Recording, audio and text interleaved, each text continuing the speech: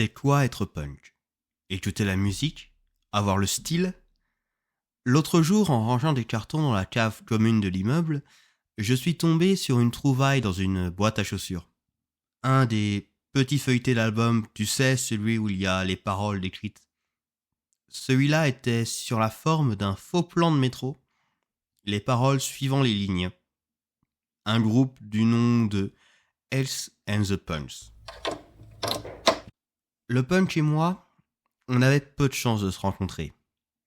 Grandi dans les années 2000, après la première vague de l'explosion du punk, après le grunge, ce n'est pas vraiment ça qui passait dans le top 50, surtout en France. Mais avec le pop-punk, il est rentré chez moi et ma sœur, avec surtout Green Day et American Idiot. Il y a eu Paramore plus tard aussi, que j'ai fait découvrir à certains de la bande du collège-lycée, Billy Talent, Rise Against et les Vulgaires Machins pour le francophone.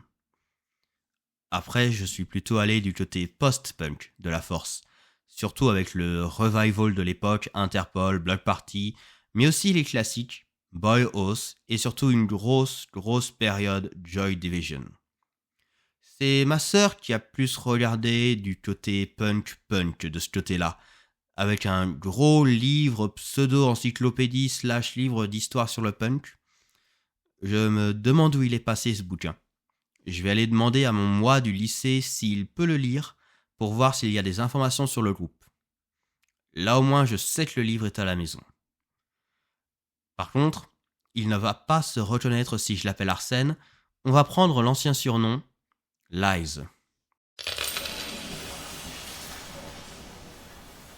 Hey Lies, est-ce que tu peux aller dans la chambre de notre sœur vérifier s'il y a le gros livre sur le punk? Oui, pourquoi?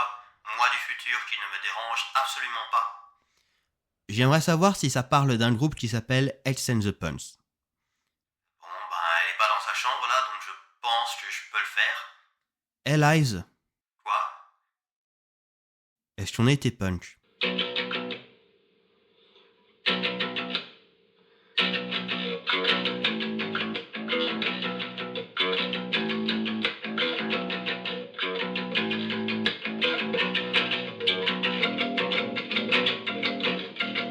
Il semblerait que le groupe n'apparaisse qu'une seule fois dans le bouquin, pour une anecdote plus qu'autre chose.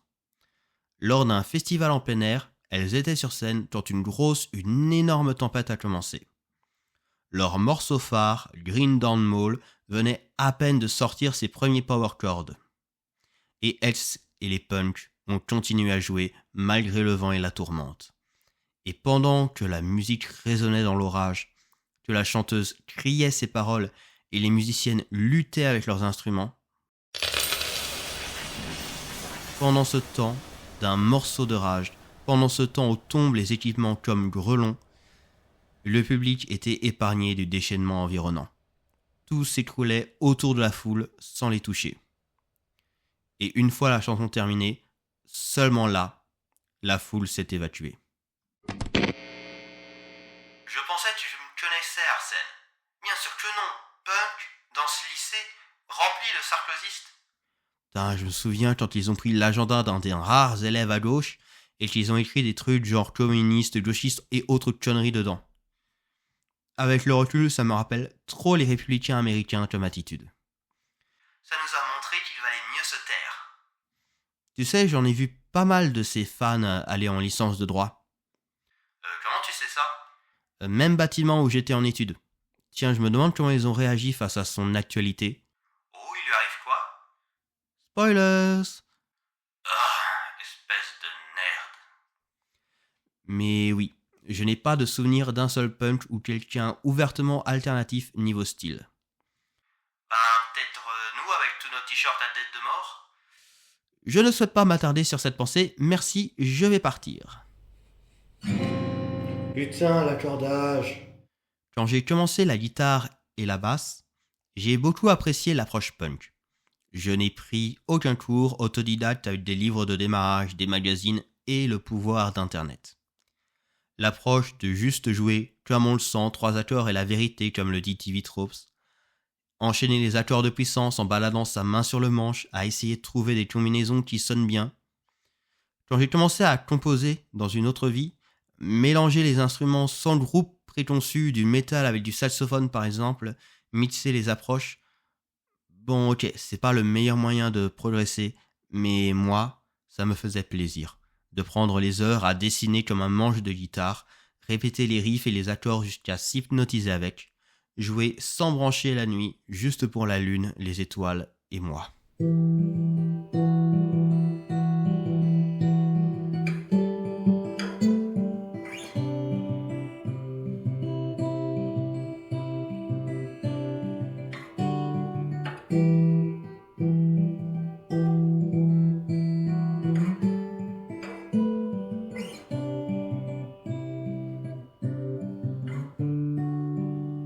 Quand je jouais pour les autres, c'était pour la fête de la musique locale avant. Et puis je suis allé étudier à Toulon. Et une fois sur place, mon rendez-vous hebdomadaire, ma demi-heure allée de marche au coucher du soleil, ma demi-heure de retour la nuit le long de la mer, c'était me rendre dans un bar pour jouer sur la scène ouverte. J'étais encore Lize à l'époque. Je ne crois pas encore avoir eu ma période Miss Arsenic. Comme il était en contact avec des musiciens, je vais lui demander d'enquêter un peu pour moi.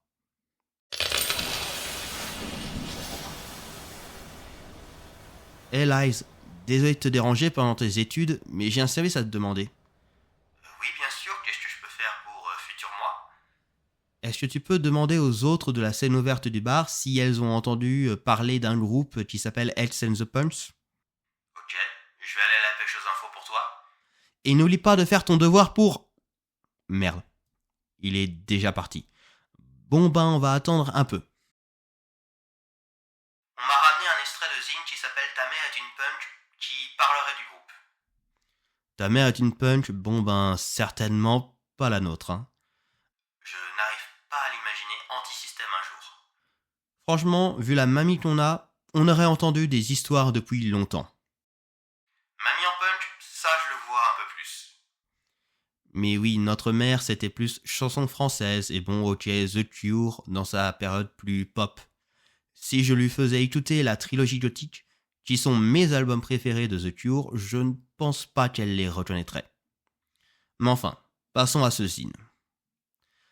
Tiens, il leur est arrivé la même chose qu'à Green Day. On leur a dérobé l'enregistrement d'un album qui n'a jamais été retrouvé. L'histoire raconte que, frappés par ce vol si proche de la fin de l'enregistrement de l'album et de la fin de la location du studio, elles se sont enfermées dans une folie créatrice frénétique, sans sortir, sans manger, sans boire, pour créer un tout nouvel album. Cité abîmée qu'elles l'ont appelé. Je la ressens tellement cette péripétie. Il y a combien de riffs et de mélodies que j'ai perdu dans le vent à ne pas les noter, pensant que ma mémoire suffirait et que je les rejouerais facilement si je reprenais la guitare. Il y a combien de fois où j'ai juste écrit des poèmes et des morceaux d'une traite, presque en écriture automatique, en me laissant porter par les mots et les cordes. Et peut-être que c'est mieux ainsi, que j'appartienne à l'éphémère.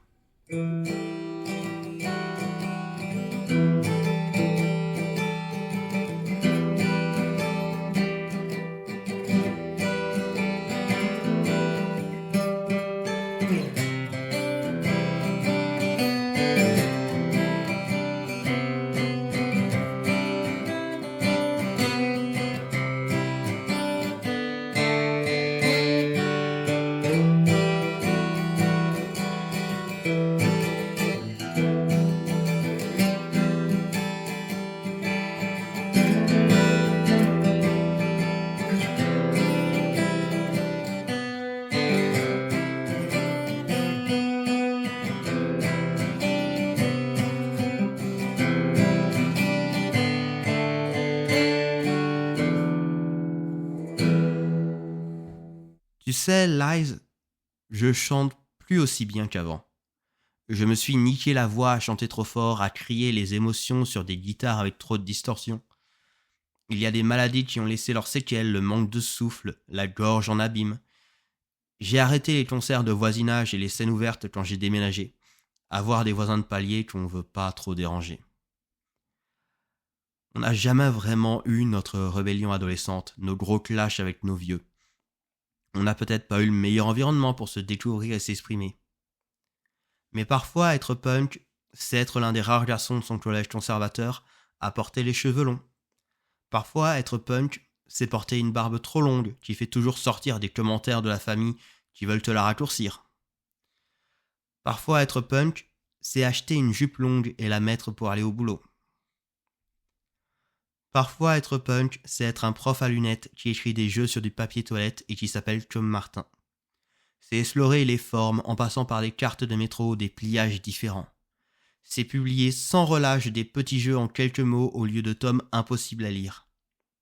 C'est dire aux fâcheux qu'on peut aller loin même si on utilise des outils de sécurité émotionnelle.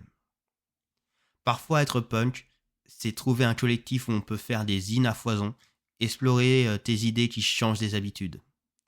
C'est sortir de ses frontières. Un jour, Lies, tu trouveras les gens avec qui tu pourras être un peu punk. Assemblés autour d'une table, une fausse carte de métro étalée là pendant qu'on se demande comment se débarrasser de la gamine qui souhaite venger la défaite de son père au bras de fer et qui nous suit de station en station. Les gens qui vont te demander si Riri, Fifi et Loulou peuvent avoir un bazooka. Avec qui tu peux faire des bruits de monstres et amuser la galerie avec toi. On n'a jamais eu l'apparence du punk et ses grands éclats. Mais parfois, il y a des moments où on était punk. Et c'était bien. On est Zen the Punk et c'est notre show!